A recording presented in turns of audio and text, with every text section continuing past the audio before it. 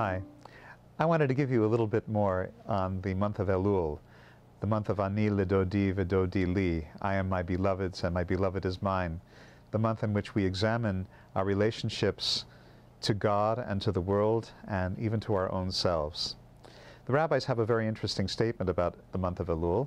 They say that it's the month when even the fish in the oceans tremble in anticipation of God's judgment of the world. And it's a charming story. I think it has its beauty and its naivete, perhaps. But I think that there's more to this story than just charm and naivete. I actually think that when we think about fish in the sea, it might be a good metaphor for thinking about the relationship between humanity and God. Think about fish in the ocean.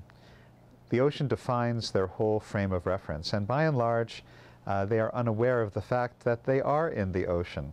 The only time a fish would become aware of not being in the ocean is if it were somehow out of the ocean, which is what happens when, of course, a fish is caught. But within the ocean, they are suspended in the ocean, swimming through the ocean, breathing in ocean. Their body is largely ocean. A fish is mostly water, just as we human beings are mostly water. And so everything in their frame of reference is defined by that ocean.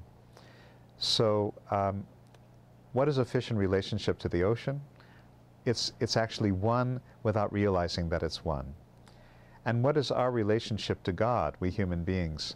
I would say that it's very, very much the same thing, that we are defined by our relationship to God, even though we may not be conscious of it.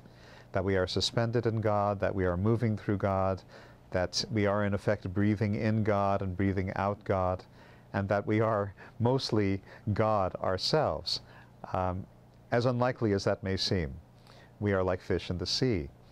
And so this may go a long way to explaining why we are as unconscious about God as we are, because God being deep within everyone and everything, we don't know about it. It defines our whole frame of reference. And moving through this field of God, life is very complicated, filled with a lot of details, filled with a lot of challenges. And the temptation is to think that we are pretty much in it by ourselves.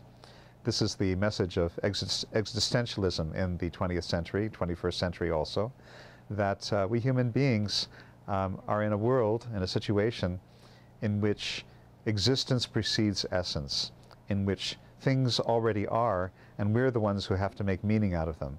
Whereas the traditional spiritual point of view is that essence precedes existence, that God and spirit come first, and after that comes the material world and the orderliness of the world and so on. So very hard actually to get out of this existential orientation, which is the one that most of us are brought up in and educated in, and to achieve this flip in which we realize that we are swimming, as it were, in God and suspended in God and acting in God and breathing God in and out all the time. How do we reach that awareness? Well, it does take work. It takes, I think, a spiritual practice. It takes doing mitzvot, it takes Torah study, it takes perhaps a meditation practice. It takes work. And this is because we're not naturally gifted in this society with a spiritual outlook. Maybe we're born with one, and maybe as children we had one. We're very quickly educated out of that, for better or for worse. There's certain advantages to being raised the way we are. We are materially successful. We work well in this material world for the most part. But it's not the complete story.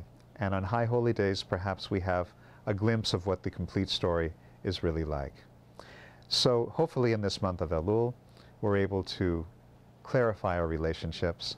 Maybe we're able to realize more clearly our absolute dependence on God, moment to moment, breath to breath, heartbeat to heartbeat, and to become aware of how important it is to flow in that divine life by behaving in a way that is in harmony with the divine will. This is what it means to be a good, ethical human being. And a lot of good comes from the good that we do in a kind of self-sustaining cycle of goodness and goodness that comes to us. So thank you for listening. I want to wish you a very wonderful week, a very wonderful month of Elul, and a Shabbat Shalom.